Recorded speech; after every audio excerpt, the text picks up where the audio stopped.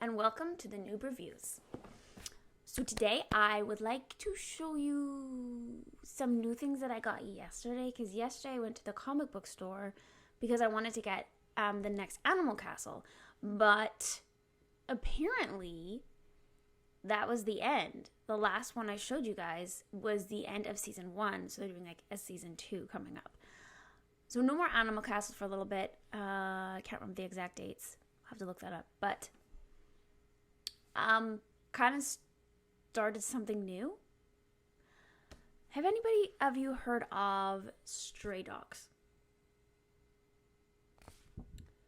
I bought this whole graphic novel. Interesting.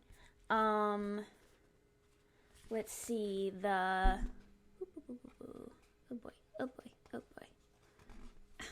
The pages are sticking. Alright, so the writer is Tony Fleeks. Artist, Trish Forstner. Colorist is Brad Simpson. Cover by Trish Forstner and Tony Fleeks. Stray Dogs created by Tony Fleeks and Trish Forstner. This is Image Comics. So, meet Sophie, a dog who can't remember what happened. She doesn't know how she ended up in this house. She doesn't recognize any of these other dogs. She knows something terrible happened, but she just can't recall. Wait, where's her lady?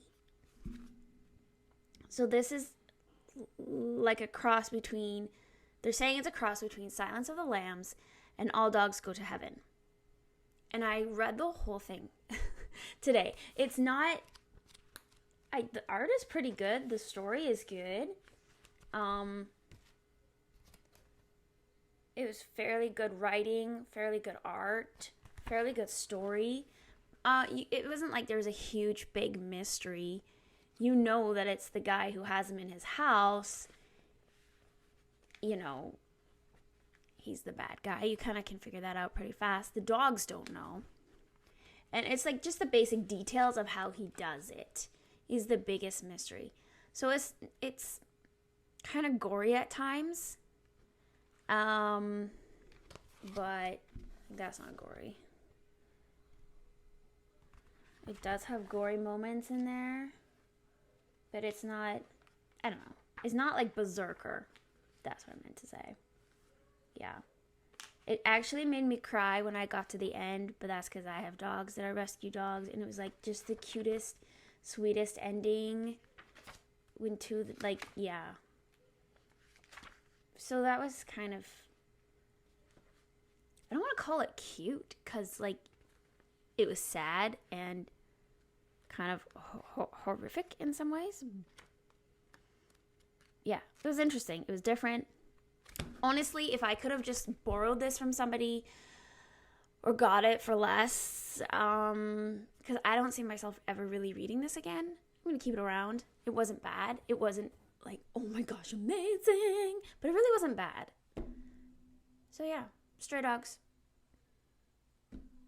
You want kind of an easy read, interesting, a little bit gory, I guess, slight mystery, go for it. Then, these were recommendations from Terp, who is the comic book owner of the shop, and he recommended this to me. He's so cute.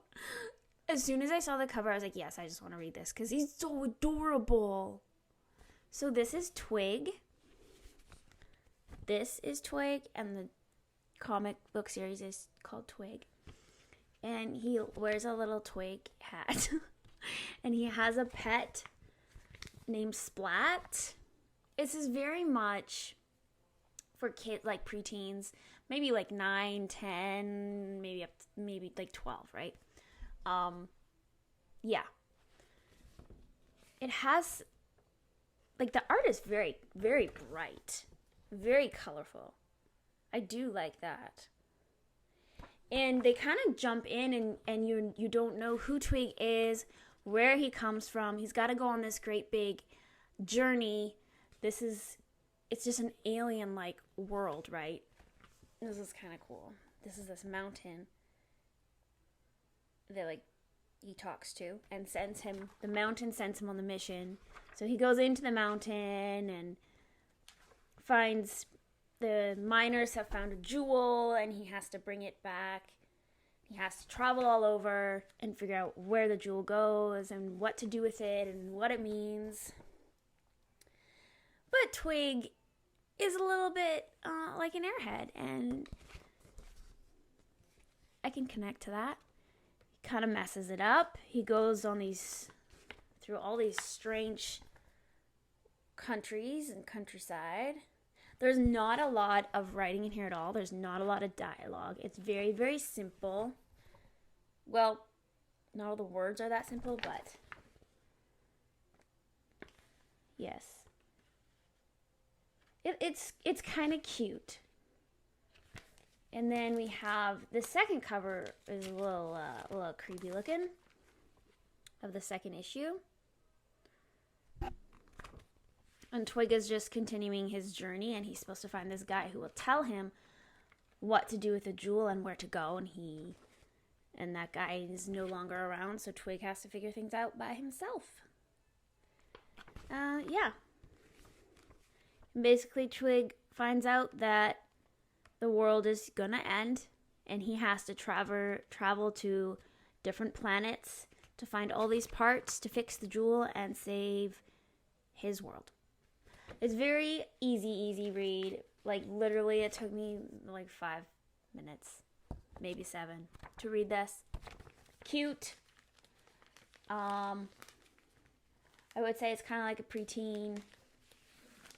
Maybe younger teenagers would enjoy it. If somebody makes a plushie of this, I want it. Because it's so cute. And I want him, like, sitting in the flower, too. Yeah, so that's just quickly what I read this morning from what I got yesterday. I don't know if I'd read either of these again. I might give them away or sell them. They're not worth a lot right now. They weren't bad.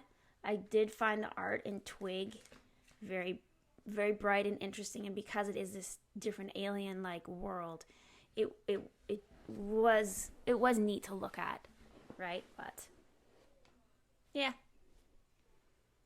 I don't regret getting them, but they're also not the most amazing thing I've ever read. So there's that, something new if you're interested. And let's continue. This one, this is the Mickey Mouse. We're just going to continue with the cute little ones and, we'll get more complicated. Okay. So, I showed you Twig, right? Dialogue, not a lot of dialogue. The art was good. Remember the Scooby-Doo one? I think I said this already. And it just, plot holes, dialogue was, like, everything was like, what? This is lame. And they would dumb it down for kids. They're not dumbing it down. Look at all the dialogue. There's a lot going on in there. There's a lot to read. There's a lot to see. There's a lot to read. They're not assuming that you're stupid and these kids aren't going to have the attention span. It was well-written story. No plot holes. Obviously, it's for kids, so it's not a super complicated plot, right? But it was really quite fun. A lot of different characters. You go into space, back on Earth. It was again, really cute, fun adventure. And there's no message, no hidden messages. Just going on an adventure, saving the world. That's it. That's all. Loved it. Oh, they went on this helicopter. It made me laugh. They called it what do they call the helicopter? I can't find it. What they call a helicopter? What do they call it? The whirly bird. Oh my word. They called it a whirly bird. But then they'd crashed it, and then it's just hopping. So literally it's just hopping on the ground.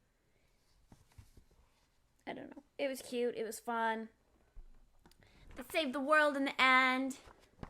Mickey and Goofy and this detective dog. Yeah. Really great. This is what kids need to read. Doesn't assume you're stupid. Good story. Good plot. Really great. Practice your reading skills. There's lots of words in here. You know what I'm saying? Although it's really old, so reprints are great. Ooh, I found on Amazon, a friend sent me link to Donald Duck. So I didn't get it off of Amazon. I went onto eBay and I got Donald Duck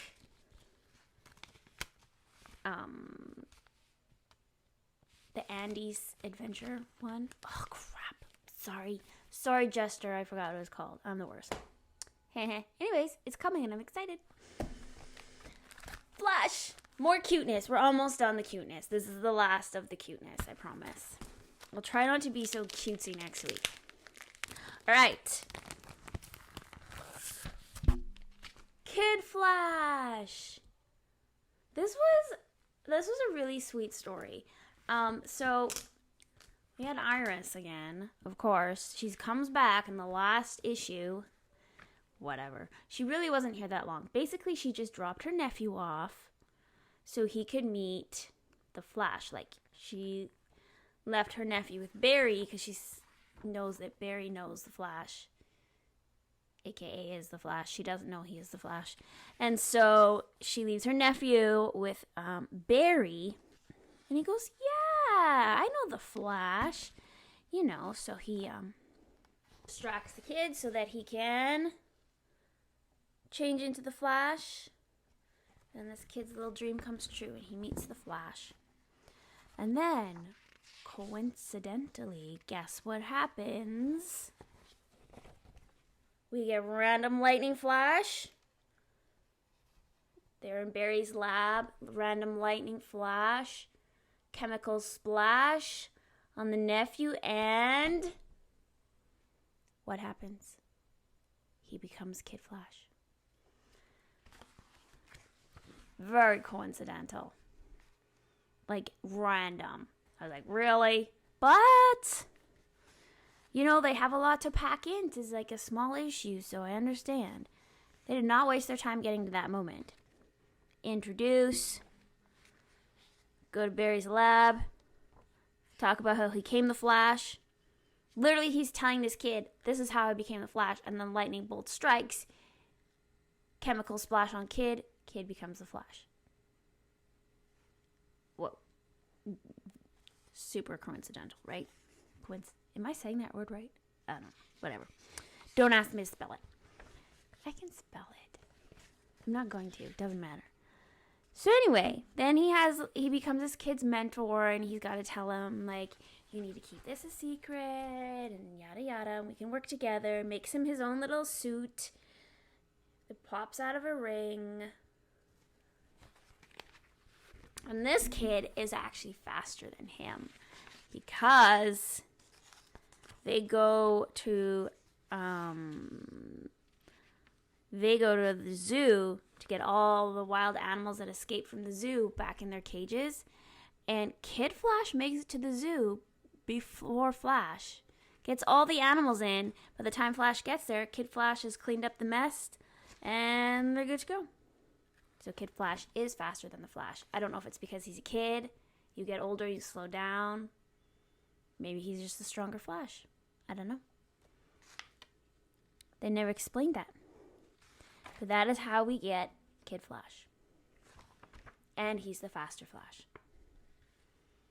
That was also cute. Short, sweet. To the point. Try and make a kid's dream come true. And they become a superhero. The end. Yeah. He made that suit really fast. Like in a couple hours. Unbelievable. I have to put this away and actually never take it out again. Because it's in such rough condition. Nobody freak out. That was there when I bought it. Honestly.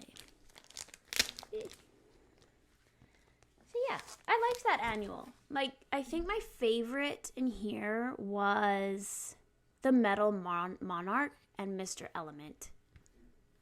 Catmos, over here, Metal Monarch, and Mr. Element.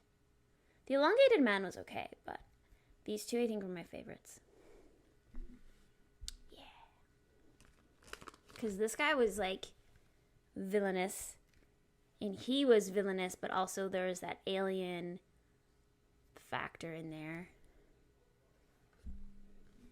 Yeah. I'll have to read more Flash eventually. I'm going to go on to a different character from DC, but I'll come back to Flash. Okay, you ready? I've been looking at posters to get posters of these covers because they're so amazing. I cannot tell you. I usually have these like not in the covers, and I'm ready to go. Okay, I really liked the opening, the second page in here. So cool. The art showing the action. Look at this. Look at that. Oh, I totally forgot to say who the artists were for the last three. My bad. Okay. Wolverine. Oh, it's tiny writing. October 1982. Hey, where does it say who did the art and stuff? Where does it say? What does it say? Ah. That was just our intro. This is the actual first page. Well. So, Chris Claremont is the writer. Frank Miller is the penciler. Joseph Rubinstein is the finisher. And Glynis Wein is the colorist. This one's cool too. I have to say, I like this page. This page is my favorite of them all. For sure. So cool. Well, other than the cover. Look at all those ninjas. So many ninjas. Look at all those arrows. It's like raining, literally raining arrows. So, you know that girl he met in the alley? He's brought her, they're somewhere together. They wake up and they're being attacked. So he's got to fight his way out, rescue the girl. And apparently, she can fight a little bit herself. So interesting. Her name is Yukio, and I mean, she's not that great, but she can more or less hold her own. And we get to see a little bit into her thoughts. So she has, as he's fighting all these ninja assassins off, she's found cover, and she's going, I expected a few assassins, not an entire cadre, thinking Wolverine doesn't stand a chance. So we're really getting the idea that this is a setup, and she's just using him. And she's trying to,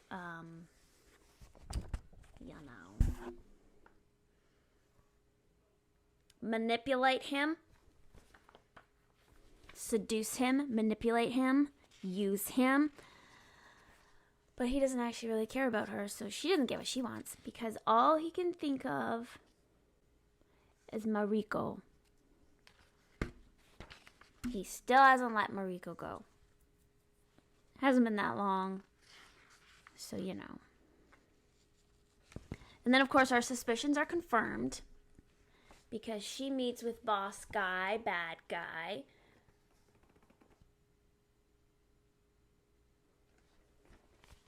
And they were attacked to make sure that Wolverine thinks Yukio is safe, right? Because if the ninja assassins are trying to kill Yukio as well as Wolverine, then Wolverine's going to trust Yukio, who is actually not trustworthy. These women, I tell ya, they be trouble. Trouble, trouble, trouble, trouble, trouble. So much trouble. We got some sneaky happening. I could totally scale a wall like that. Who's texting me? Stop it. Turn off the phone. So sorry. Shush.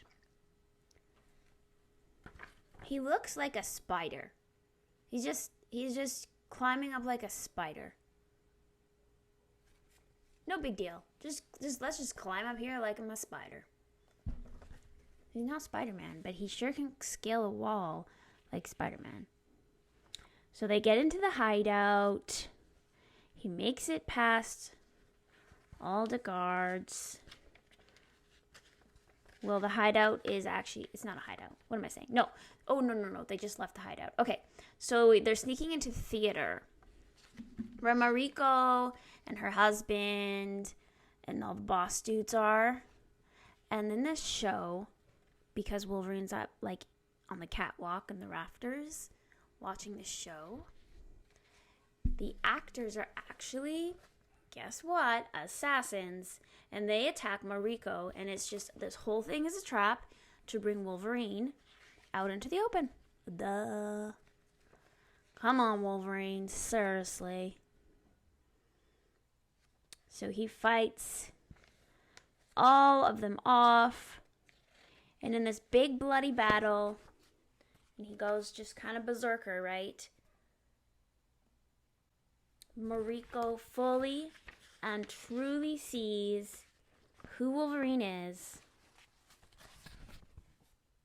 and scheming Yukio thinks that Wolverine's all hers now. Schemer. And that's how we're left. Mariko officially giving up Wolverine, and Yukio being like, haha, he's mine. Ugh. Girls are horrible. We're horrible people sometimes. Absolutely horrible people sometimes. Yeah. Ooh, look at this on the back. Star Wars video game cartridge. Look at that ad.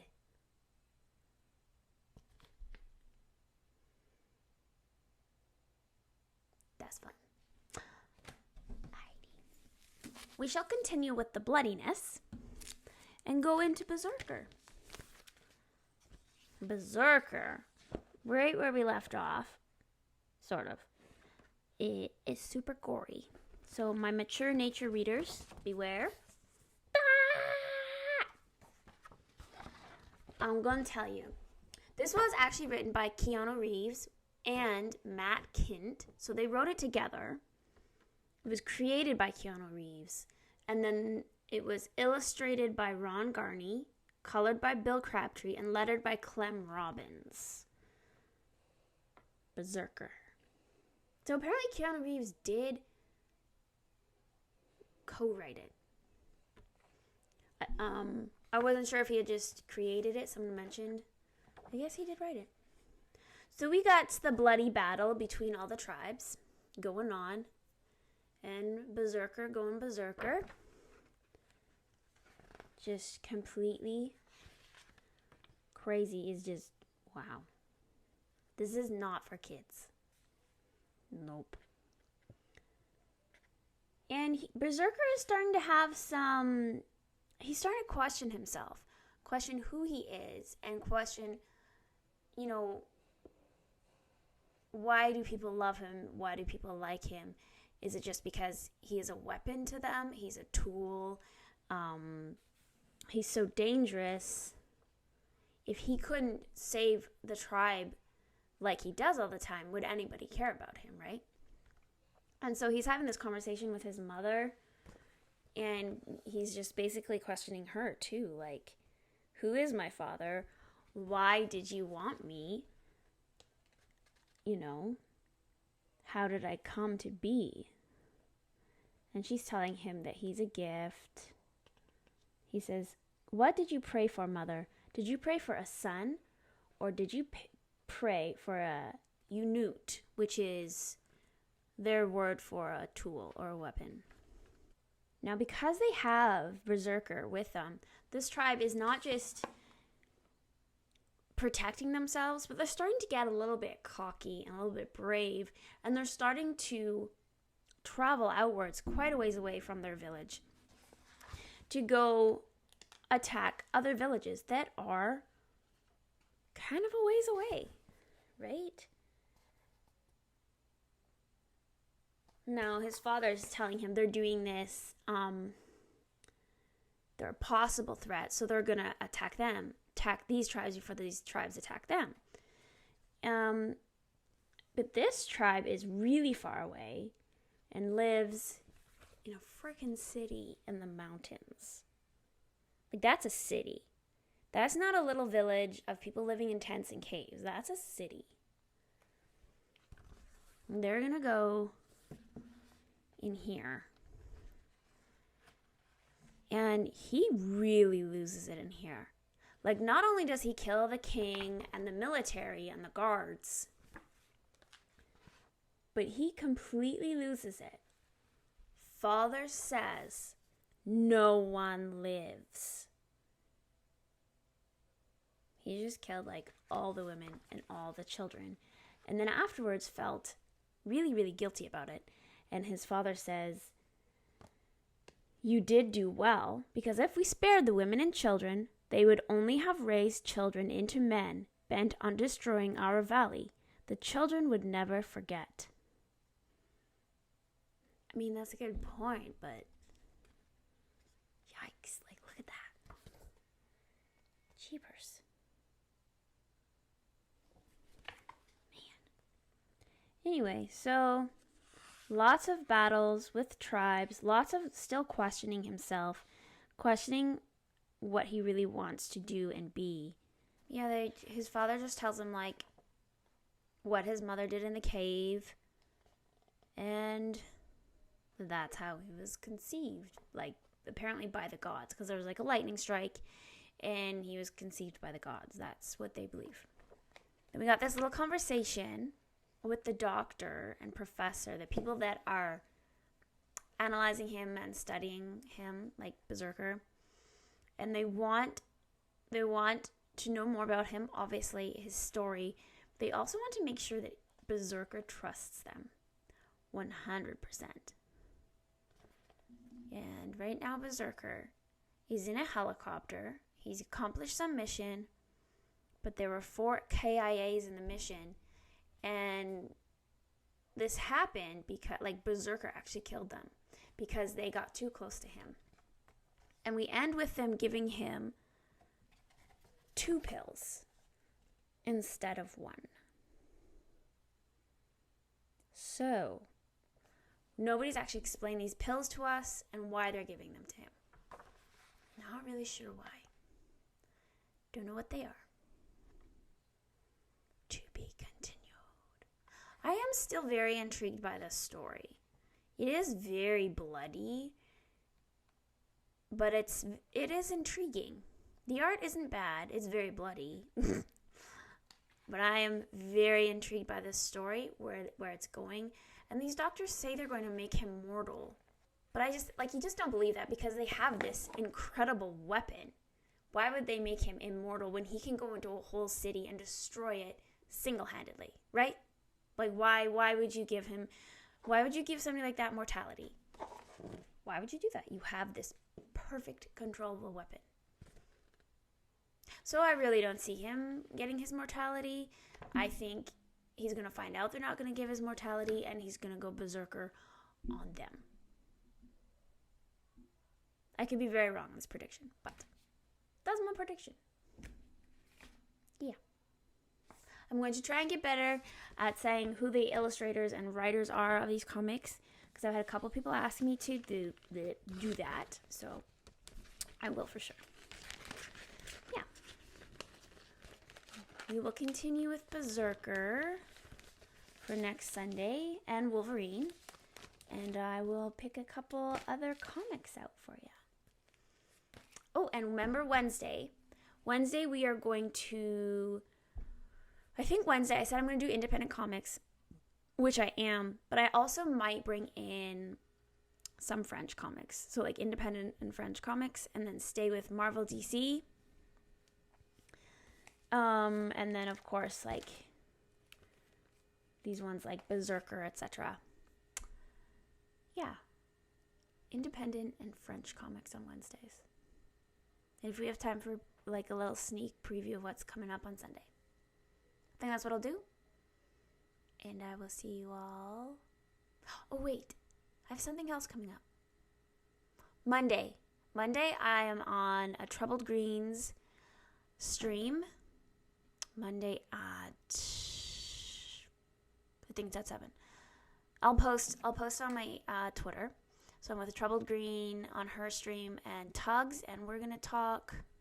It's gonna be more like girly stuff, but in a more serious type of conversation. We're gonna talk about feminism and true femininity and stuff like that. Deeper topics. I don't know how much pop culture we're gonna cover, although pop culture, it does affect how women see themselves and conduct themselves, just like it affects how men see and conduct themselves somewhat, like, because you're influenced by pop culture around you, right? So, I mean, in some ways it does influence women and whether they become like full-blown feminists or try and keep their femininity. Anyway, it should be interesting discussion, so if you're interested in that will be tomorrow. And I'll see you then or Wednesday.